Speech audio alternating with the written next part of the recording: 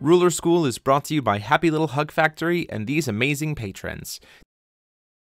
Thank you for your support. Enjoy the video. What's up, everybody? Joe Carroll here. Today we're going to do something a little bit different. We're going to not only just show you a list, but I'm actually going to go a bit in depth here about the strategy that I used when I've been playing this deck the last couple of weeks. And I want to go over a few things that most people might overlook, or they don't quite think about, or they're just not simply getting the quality testing in to be able to make those decisions and learn the correct lines of play here. So first things first, we'll quickly go over the deck list, and then we can start talking about those points of strategy that I want to point out here. So first off, we got Hanzo, and we're going to play 4 Lorites, 4 Kotaro, 4 Violas. These are both very, very solid cards and a big part of how you control the tempo. I'm playing 3 Jizo statues, and I'll go over why the number is 3 in a little bit. 2 Fairy of the Lost Isles, 2 Lorite 7 Disciples, 3 Kirua, 4 Fair Spell, 4 Ruined Story, not Ruined Earth, 3 Table Flip, 3 Winds of Salvation, excellent card, and 3 Elemental Blast, and 1 Winds of Vitality. And the stone deck is going to be pretty standard. Speaking Stone, 4 set of those, and then we're going to have 4 Magic Stone of Tranquility, which allows you to recover a ninja, and you can only do that during an end phase. So typically you'd be doing that during yours. You can target your J Ruler with this as well. And then we're going to have 2 Saintly Elven Stones, possibly to get your Lorites out of Sandstorm range. Simply the stone lineup, we can't play Spirit Stone anymore, so that's what this leaves us with. Now the thing I want to get into first is actually the rune deck. I'm playing Sandstorm and Rapid Fire, and Yokai Festival, which gets yokais out. Typically what you're going to be doing is using that to get out the Jizo statues. You can pay 2 to get 2 of these into play, and then start the ticking time bomb that is the yokai statues here. And this alone wins games. It's very, very powerful. It's hard to stop, and with the way the deck's set up, you can protect them pretty well. Speaking of protection, next we have Whirlwind Technique and Sealing Scroll. Sealing Scroll says you counter a target rune spell, so you don't have to have it be a rune that's in a rune deck. You can counter if they're playing Blade of Faith or anything of that nature that might be dealing with what you're doing here. Okay, the reason I'm picking Sandstorm and Rapid Fire, after playing for the last 2 or 3 weeks here, I got some really good testing in with a few of the newer players to our scene that are driving from out of town. And what we both discussed after we Saturday, I believe we played for like a good 6 or 7 hours, and what we figured out was, in the mirror match, you have to have a really good plan, and you have to be able to deal with their board.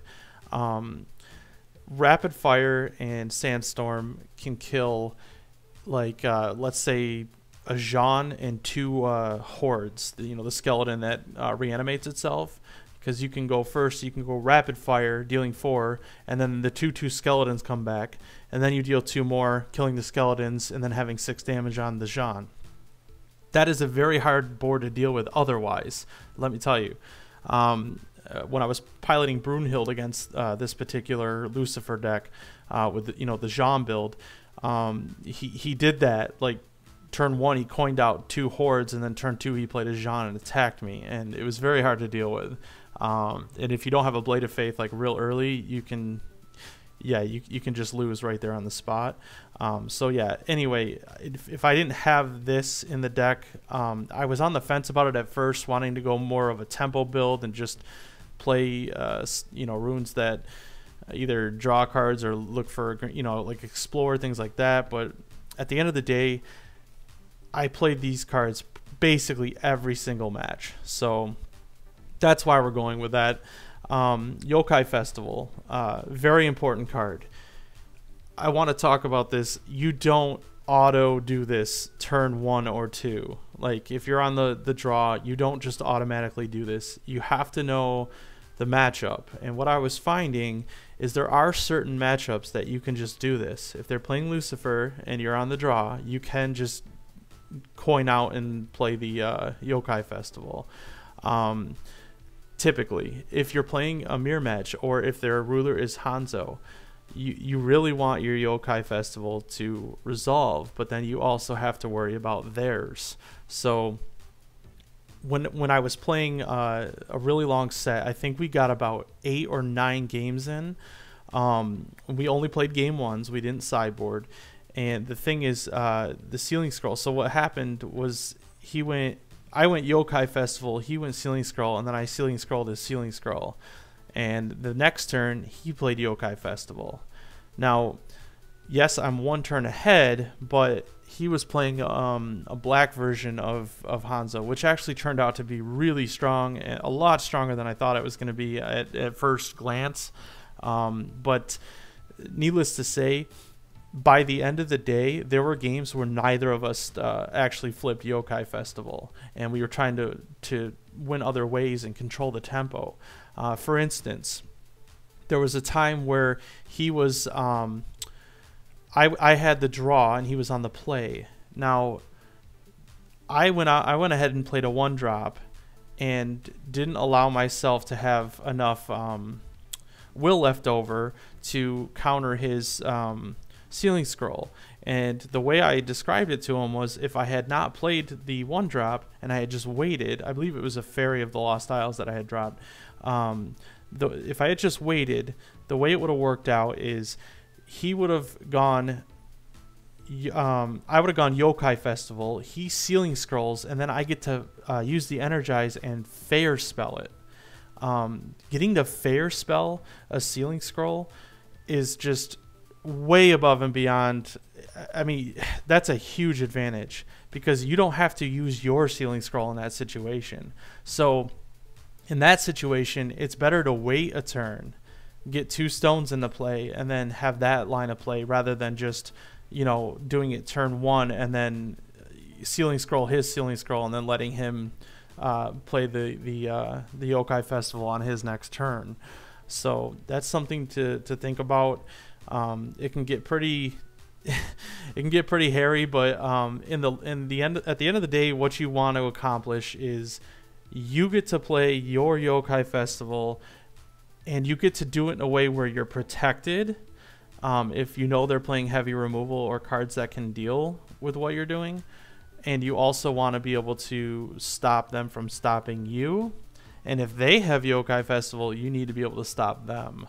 So not just slamming this down right away is a key that I just wanted to point out. So let's go over a little bit of the rest of the deck here. The reason I'm doing the numbers I'm doing is the Jizo statues, I don't want to draw that basically past turn 1. So I'm only playing 3 so that if I do draw 1, it's an excellent turn 1 play on the play. And if you don't draw them, then you can Yokai, get 2 of them to play, and chances of getting the last one are pretty slim. So that's a card that you kind of want to get out early, and then basically you're making your opponent deal with it, and if they can't, you win, and if they do deal with it, then you get to play with the rest of your deck. There's been so many games where I haven't even had to do anything else other than play Yokai Festival and sit there and protect them with counter spells and Whirlwind Technique, which you always have at the ready because it's in your rune deck. Lorite, obviously, he's in the deck. I don't really have to go into explanations about that, other than I will say you don't just Lorite everything. There's definitely a right time to do it. Learning what the other decks are trying to accomplish is definitely a big deal. So yeah, that's just going to take play testing and lots of games and just familiarity of what the most powerful thing is. And I do recommend when you play test, guys, that you take notes. What was the biggest thing that swung the tempo back into your opponent's favor or into yours if you ended up winning. Don't just try to win when you play test. Try to learn. That's a really key thing to to getting good with the deck and play a lot of games. You know, if you want to be a good pilot, you got to be familiar with your deck. So don't just play 2 and then move to your next deck. I recommend you sit down, play a whole gauntlet, but, you know, stick with the same 1 or 2 decks until you're really comfortable. Kotaro is really good, and the reason that I recommend you play Kotaro, even though we're not playing any of the like the white chant runes, you know, like gain 8, draw a card, the reason that I still like this as a 4 of is it's an excellent body for quick cast. It only costs 2, and it works really well with Elemental Blast. So in the mirror match, when they're playing Jizo statue, so say they go turn 1 Jizo statue, you get to then on your turn you can play a Kotaro and then float a green and play a Elemental Blast, and it deals 7. So when they go to their end step, their Jizo statues will go up to 1 counter, so it'll be a 7/7. Elemental Blast is one of the very few cards that can deal with that. It also kills a 7's Disciples, and it's a chant without quick cast, so it's harder to counter or cancel with spells and effects like Fair Spell. This card has been absolutely great. I have never been upset to draw it, and I used to play 2 and I upped it to 3 recently, and it's just been a stellar card, and I've killed Jeans with it. After, you know, Sandstorming, you can kill a Piale from the Keurig deck with it after a Sandstorm, because, you know, it'll be at 9 with, you know, with the Torrent.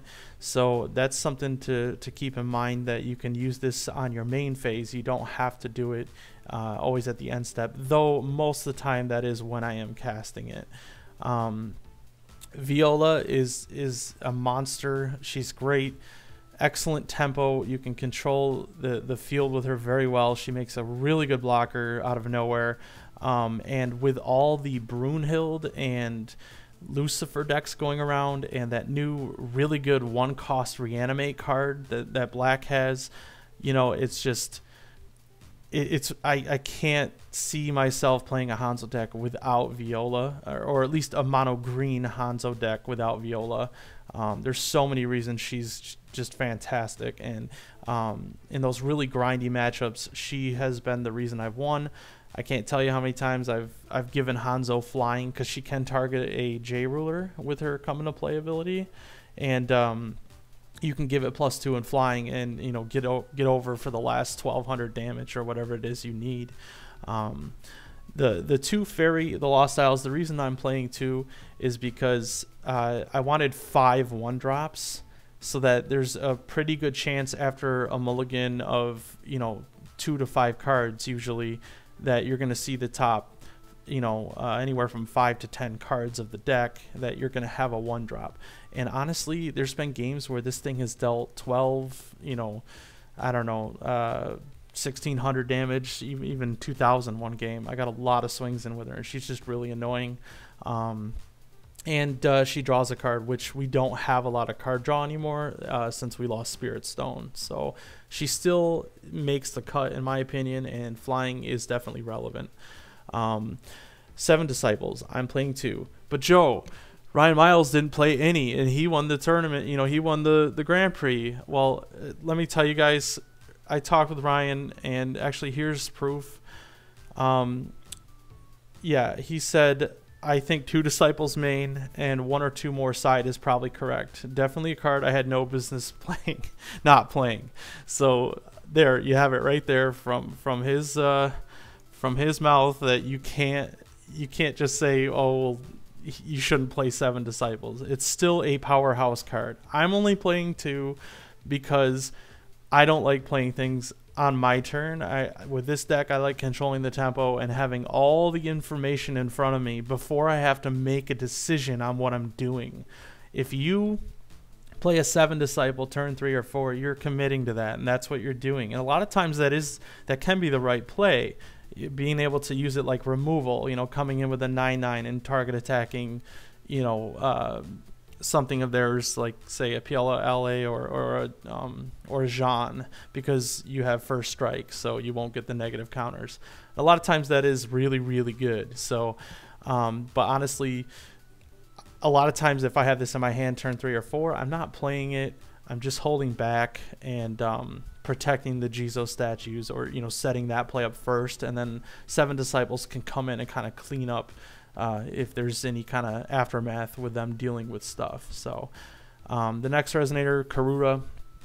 This card I've been playing it too, but seeing how Brunhild and Lucifer are really big right now, and the mirror match is very grindy. Kirua is just, she's been really good. She's been overperforming. I've won several games just because I got to end step flash her into play and start attacking. So excellent card. I highly recommend you play 2 to 3. 4 is getting a little crazy, just because her cost is quite high, and you want to have consistency with your opening hands to be able to protect your statues, because that usually is your plan. Fair spell 4 of, just because it's amazing. Rune Story, it can deal with a lot of cards that you can't deal with normally, and honestly a lot of times I'm using it to return something to my hand in the more grindy matchups. So that's why we're going with 4 there. Table Flip, this is the new card, the new sauce. It only costs 1 in the deck. It is very conditional, but I will say it is good. I was playing 2, I upped it to 3. I do really enjoy this card, and sometimes it can buy you a turn, like worst case scenario, but a lot of times I was like flashing in a Kotaro and then table flipping and being able to kill something much bigger than than the Kotaro, and you end up dealing a lot. You deal 14 damage essentially. Also, if you have extra will, you can flash in a Viola and block and table flip. When you do this though, I highly recommend that you table flip first and then block, because if you go block table flip and they counter it and you don't have any way to deal with the counter, then you're just gonna lose your table flip and you're gonna lose your Kotaro. So that's just something that I wanted to point out. You don't always have to go, sneak a dude in, go to block, and then do a trick. Like, obviously you can do that if they're tapped out, but anyway, I just want to point that out. Winds of Salvation, I upped it to 3 just because it deals with everything, and the fact that it removes the spell from the game is actually relevant right now with all the graveyard stuff going on. Really like it.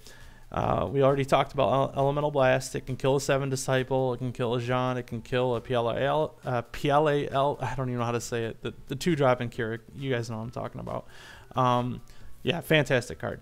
And then Winds of Vitality. I am playing 1 because sometimes you do just want to... have some reach, and basically that's what it's been used for. Occasionally I use it to save something, but normally I don't have to. So I was running 3, but there's just so many times where it just felt like a dead card, so I dropped it to 1. And yes, I can see dropping this to 0 and like upping one of the numbers on something over here. If you want 4 table flip, you can do that. The thing is, I don't like playing too many conditional cards. I like the cards that protect what the deck's trying to do. I like cards that are just always good to see, and I like synergy and everything like that. But anyway, I just wanted to go over this with you guys, and hopefully that helps you out with your decisions when you're building the deck. Hanzo is a very strong ruler right now, and I think it has game against everything. Table flip definitely does help against the red. I don't know how many Keurig players you're going to run into. If someone's playing IU, you still have Lorite, and on top of that, you have Winds of Salvation, which is excellent. And don't forget, Rune Story can counter a spell unless they pay 1, so that could be relevant as well. So yeah, the deck has a lot of range. It's got really good tempo control, which the metagame is very tempo oriented. And yeah, just one more thing is with the board sweep. Dealing 6 is very relevant. I mentioned that earlier, the guy I was playing against, and he was playing one of the new cards. Let me type it in here. He was playing this card right here, and you know, notice that the defense is 6 on this. But the games that he stuck this card and he was like drawing cards, and I was down to like 2 or 1 card, and he was getting up to 4, 5, and 6. It just took over. So that's just one more thing I wanted to point out, that, you know, having the 6 damage is just pretty relevant right now. So I would highly recommend your runes, you know, look something like this. I have seen people not playing Yokai Festival and upping Jizo statues to 4. I don't really agree with that, just because this is so consistent. And also, don't forget that Kirua is a yokai as well. So, you know, super late game, if you ended up that there was never a time you could yokai to get the statues out, and you have enough mana, it might just be better to do it to go get, you know, 2 Kirua and put them into play. If you haven't drawn them yet. So that's just, it's pretty fringe, but it's just something to think about. So all right, guys, thanks for tuning in, and as always, like the video and subscribe to the channel and support DMO. He does awesome work, and yeah, thanks for watching.